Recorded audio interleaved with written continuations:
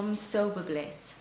Today I'd like to talk to you about 5 things that you can do which will help you make quitting drinking easier.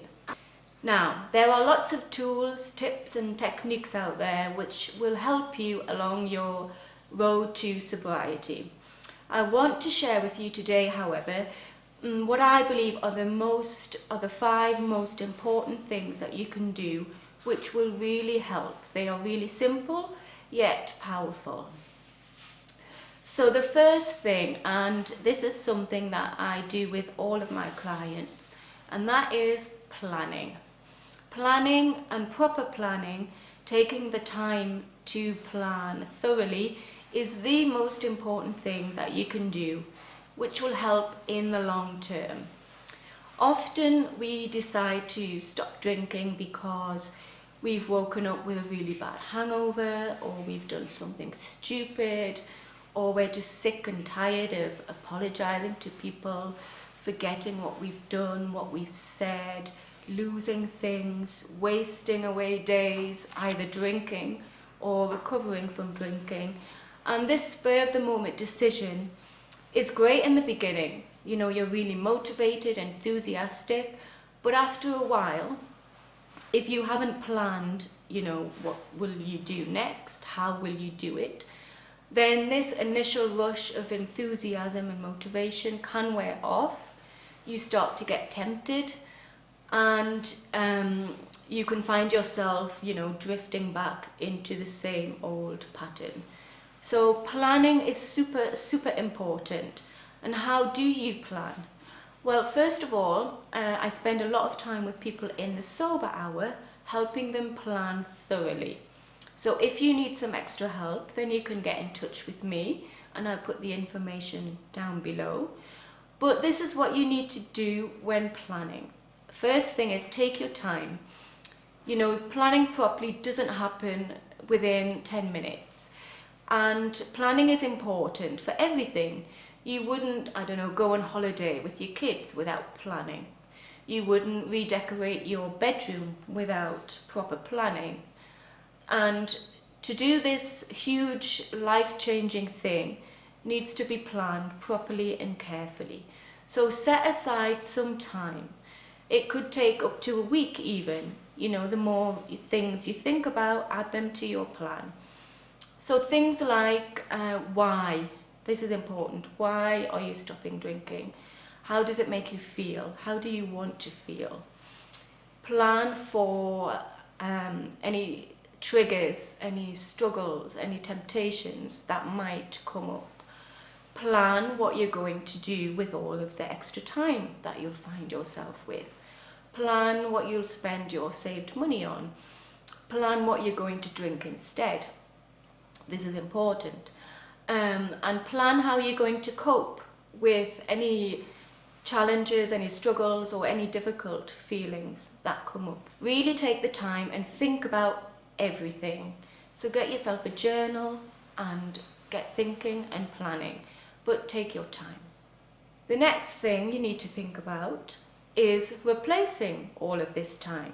I did a video about this not so long ago, and this is important because all of a sudden, if you're anything like me and you start drinking when you come home from work or school, picking up the kids from school I should say, and you carry on drinking all afternoon, that's all you do, then you find yourself wondering, what on earth am I going to do with all these hours, all these evenings, weekends even, and it can be scary and daunting. So if you don't think about what to do with the extra time, then you could find yourself slipping back into same old patterns, and temptation will creep in, boredom will creep in.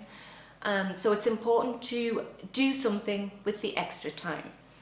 So it could be anything, and try anything new if that's what you want to do. My dogs are walked a lot more, which they're really happy about. I spend quality time with my children now that I didn't really used to do. I read, I write, I do yoga. So think about what you want to do. Choose something that maybe you've always wanted to do, but you couldn't be bothered to do in the past. because once you sit down with your first glass of wine, then you lose all enthusiasm, all motivation, and you end up wasting away the whole evening. So really think about it, and if possible, do something that you can't do while drinking. So I don't know, rock climbing or swimming or anything really, but think about it carefully, because you will have lots of extra time to fill in, which is great, but you need to use it properly. Tip number 3 is to never ever focus on the positives that we believe alcohol gives us. Alcohol is not a magic formula for anything. It has no real power. So if you find yourself wavering or tempted, do not glamorize the first drink. Do not imagine that alcohol will help any situation. It won't. Usually, well, always actually, it will make the situation worse. It might squash it for a bit, but then it'll just come back up again and it'll be 10 times worse because you haven't dealt with it properly. So do not give alcohol any power. It deserves none. And if you feel yourself thinking, oh, okay, maybe a glass of wine might be okay, or if you get a bit complacent and think one won't hurt, then it will. So remember what I talked to you about in previous videos about playing the movie forward. So if you're wavering, think ahead. What will happen? You won't just have one. You'll end up wasting all afternoon and drinking more than you wanted to. You'll wake up feeling rotten. You would have wasted a whole day recovering from drinking. It's not good. Do not glamorize that first drink, and do not focus on any positives that alcohol pretends to give, because it doesn't. And tip number 4 is don't blame any of the problems that happen in your life simply because you stopped drinking.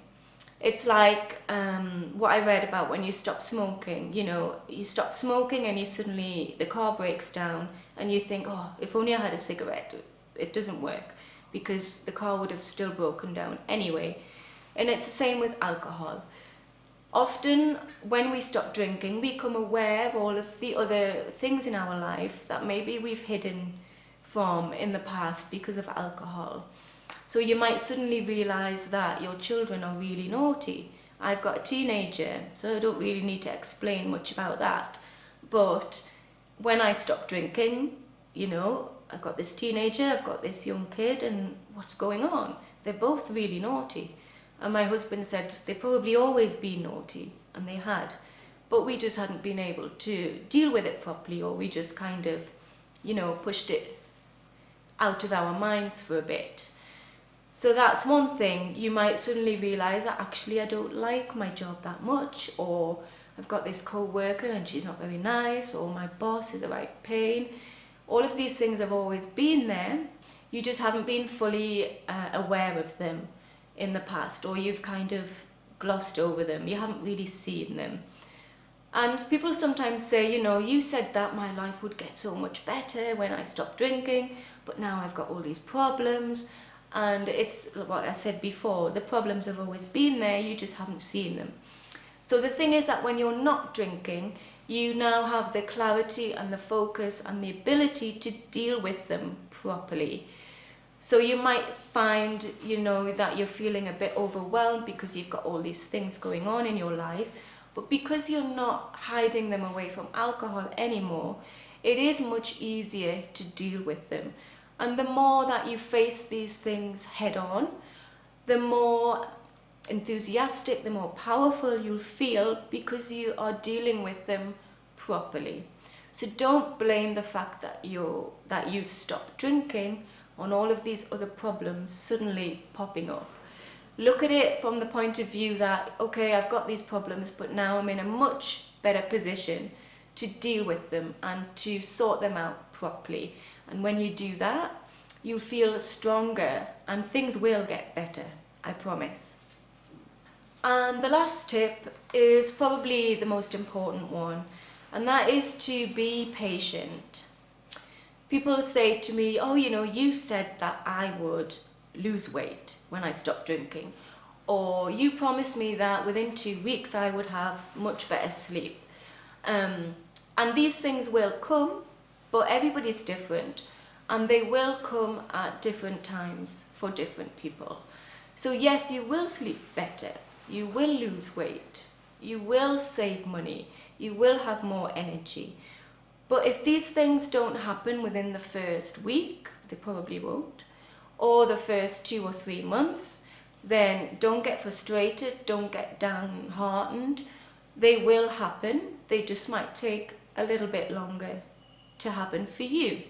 So you need to be patient.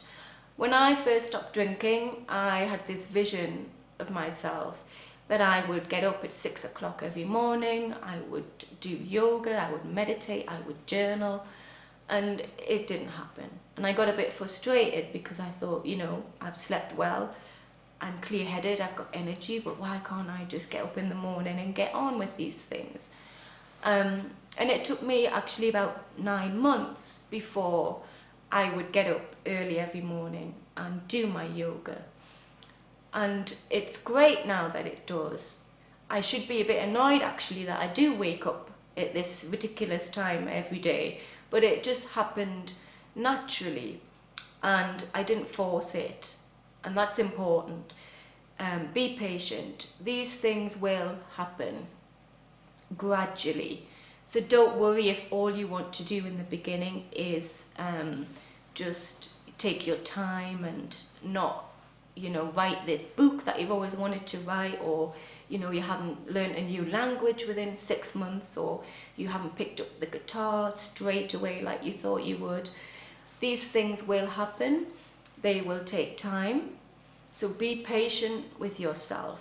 Otherwise, you'll get frustrated and overwhelmed.